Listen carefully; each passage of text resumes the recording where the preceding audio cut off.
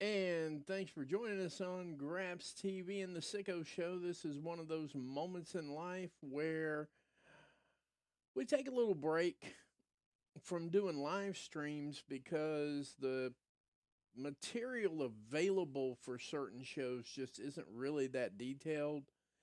And a lot of times, the actual promotion itself makes a lot of things not available. And as such, I decided that I do some of these pre recorded and some of them live.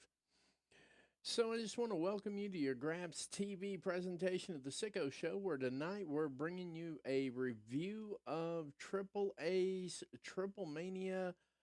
I think that's 32, a Mexico City event. I'm your host, the Matty Man, and we're going to dive into a night of high stakes matches and unforgettable moments from the Arena Ciudad del Mexico. We kicked off with a match here, the AAA Reina de Reinas Championship. The night kicked off with Flammer, accompanied by Dallas, defending her title against Fabi Apache, who had a sexy star in her corner. A match that showcased athleticism and the skill of the AAA's women division. Flammer emerged victorious, retaining her championship in a very hard-fought battle. Then we moved on to the Copa Bardahl Cibernetico. I never get this one right.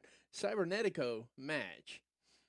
The Copa Bardahl Cibernetico was a showcase of diversity and talent with Octagon Jr. outlasting a field of competitors that included fan favorites and seasoned veterans alike. The match was also a testament to the endurance and determination required to succeed in such a demanding format. But Octagon, I don't know why I can't say this man's name right. Octagon Jr. outlasted the field, took the win. AAA World Tag Team Championship. This was a stunning upset, and the former WWE superstar, the modern day Maharaja himself, Raj, and Satnam from AEW. He's been a pretty good talent used on AEW quite regularly. Both managed by Jeff Jarrett. They captured the AAA World Tag Team Championship from Negro Casas and Psycho Clown, as well as Dr. Wagner Jr., and Galeno Del Mal. This match was a clash of styles and power dynamics, with Dhesi and Singh's victory marking a new era for the tag team division. From there on, we moved into the AAA World Cruiserweight Championship, where they got Commander versus Matt Riddle. And this, from what I understand, and from actually watching the match, you got to understand, Spanish is not even my 50th language, so you got to bear with me here on certain things. But it appeared, given the crowd reaction and so on and so forth, that this was indeed the match of the night for the crowd. Matt Riddle actually beat Commander and Laredo Kid to win the AAA World Cruiserweight Championship. And it was, as many reports say, the highlight of the night. Riddle also added another accolade to his already impressive career and sets the stage for an exciting reign as champion.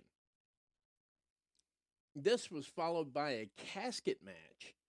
The casket match between Vampiro and El Miazas, featuring interference from Jeff Jarrett and Sam Adonis, was a brutal affair that ended with Vampiro sealing the win. This was their version of an extreme match. The match's ominous tones and high stakes made it a memorable part of the event, so to speak. Then we had the AAA Mega Championship, which is, I guess, their version of the World Championship. Alberto El Patron's victory over Nick Nemeth actually trended all over Twitter today, and then I saw that match. Of course, I saw the match as well. And, I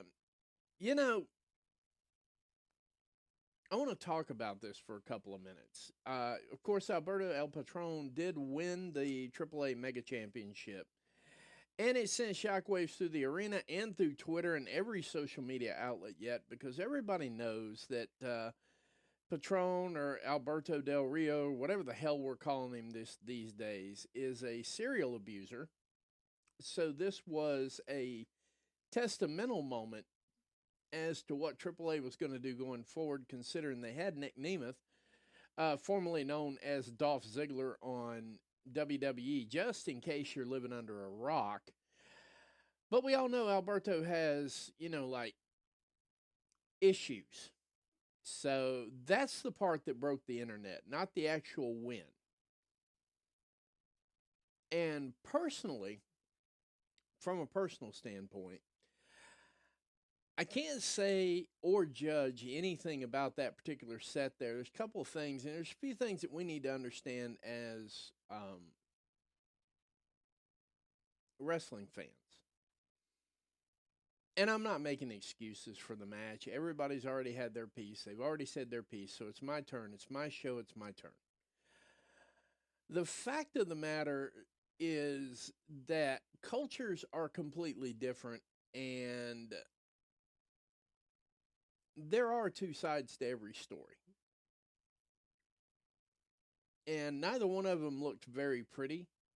And I'm not going to make any excuses. Was I a fan of the finish? No, the low blow with nothing coming behind it just kind of bothered me a little bit. It was really lazy booking to an extent. Not lazy booking, but more or less lazy working. So when I saw Konnan pop in the ring, a couple things came to mind. Now, many of y'all may not know, Konnan and I follow each other. I also listen to his podcasts, and that is one podcast that I do listen to. He's got some good takes on stuff. Some stuff I don't agree with, but you know what? We're all adults, and we're all entitled to an opinion. Konnan wrestles, I don't. Konnan wrestled, I don't. Konnan books, I don't. So while I disagree with some of his opinions, you can't really argue with him or so on and so forth. But his mere presence in the ring suggests a lot more to me, and I'll cover that a little later once I've actually talked to him about it.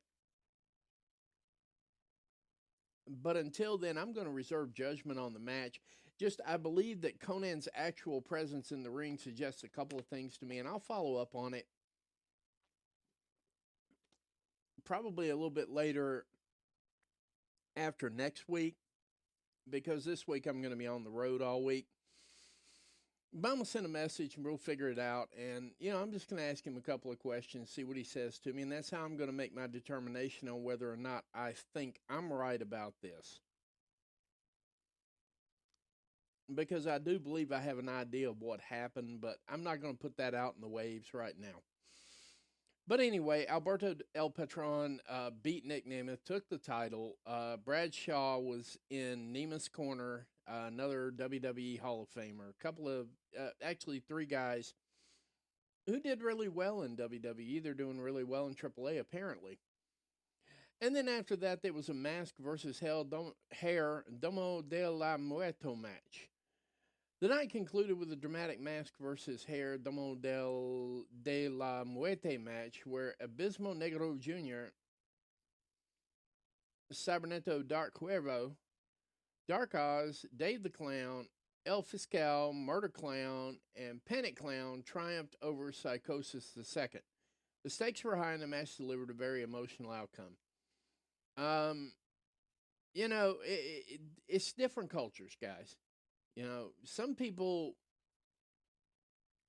are way invested in things and they want to put those things on top of other promotions. That's why we've got such a bitter feud between WWE, AEW, various other promotions, because there are more ways than one to do it, and everybody else does it their way. Just because you may not like it, that's fine. I'm good with that. I'm not going to say that the needle moved for me greatly, but it did. I'm interested in the product. I'm probably going to cover more of it as soon as I get more material to work with. So I've got more background to do. I just don't like reading match outcomes. I like to know things. So I'm readily educating myself on that. So you should look forward to this in the coming months, especially with AAA actually picking back up. CMLL, I want to cover some of that as well. So that's where we're going with this right now. But for the moment, until I can get some more material where I can actually make a full length, like at least 45-minute show out of it, I'm going to keep them to the pre-records right now, but you're going to get the information from me either way. So I hope you stay with it, you know, and I'll look forward to adding that to my repertoire along with, you know, AEW, WWE. I'm also adding Memphis wrestling because I'm starting to get some backgrounds in about the Memphis wrestlers, and I think I can get that to at least 30 minutes. So we'll probably do some live streams on that as well. So look for those in the future as well. But as we close our podcast right now, we reflect on the night that exemplified the passion and excitement of Lucha Libre AAA worldwide. From title changes to career defining moments, AAA 32 Mexico City was an event that will be talked about for quite a while, and it looks like it's even still trending on Twitter.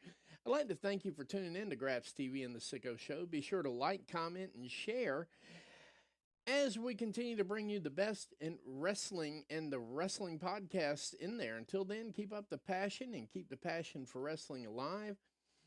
And I just want to say one thing. Thank you for all the likes, follows, and shares that we've gotten so far. I'm looking forward to so many more. So for the rest of us, take care. You have a great night, and we'll see you the next time.